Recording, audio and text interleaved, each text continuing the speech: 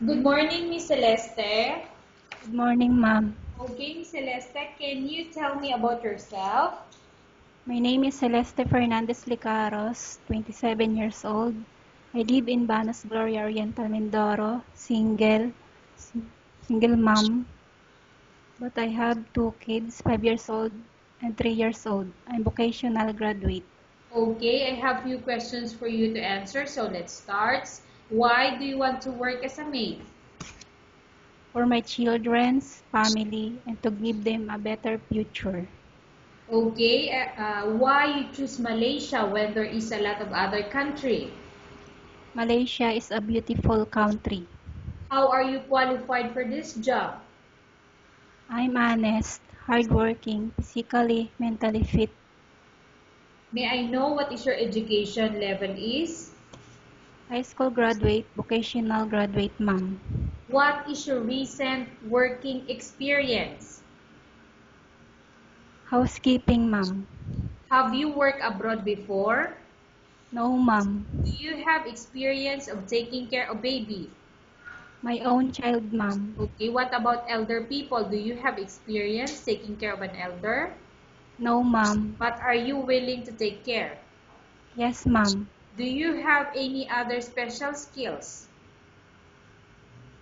Cooking, cleaning the house, ma'am. Are you willing to learn new skills? Yes, ma'am. Are you willing to work with a family where the mother-in-law or any relative stay together? Yes, ma'am. Currently, are you still working now? No, ma'am. Do you know how to cook? Yes, ma'am. What sort of food can you cook? Only Filipino food. Menudo adobo. Okay. Are you aware that you will have to do washing, cleaning, ironing, and cooking? Yes, ma'am. From all the house chores or household work such as cleaning, ironing, cooking, and washing, which do you like most? Eh, Cleaning the house. Okay. If ever you were selected to work in Malaysia, who will take care of your kids? My mother and my father, ma'am. You are not allowed to use handphone during working hours. Yes, ma'am. You are only allowed to use handphone after you finish all the works and when going to bed. Yes, ma'am. You are strictly needed to surrender the handphone to your employer in the morning and your employer will return back to you once you're going to bed. Yes, ma'am. If ever your employer finds out that you're abusing your handphone and it's affected your work performance, your employer will your employer will confiscate your handphone and you're not allowed to hold it anymore. Instead, your employer will allow you to call to your family 3 times in a month. You're only allowed to bring normal phone and you're not allowed to bring smartphone. Are you agreed for the terms and condition? Yes, I agree, ma'am. Are you agree to the rules and regulation for the handphone? Yes, ma'am. How many years is the contract as you agreed and understand?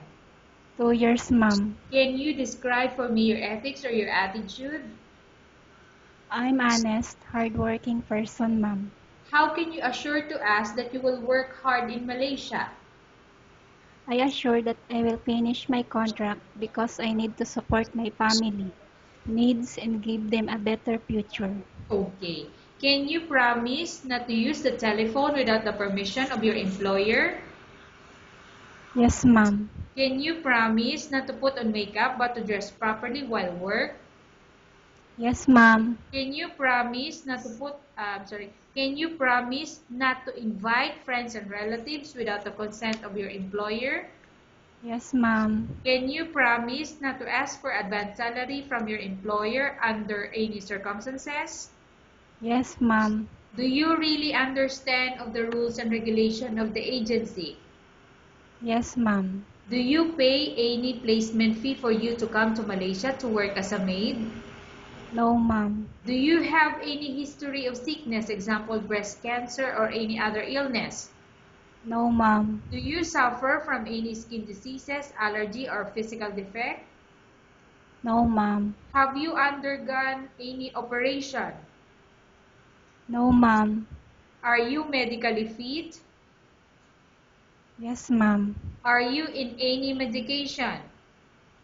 No, ma'am. Are you allergic with any food? No, ma'am. Are you prepared to work for the employer of any race?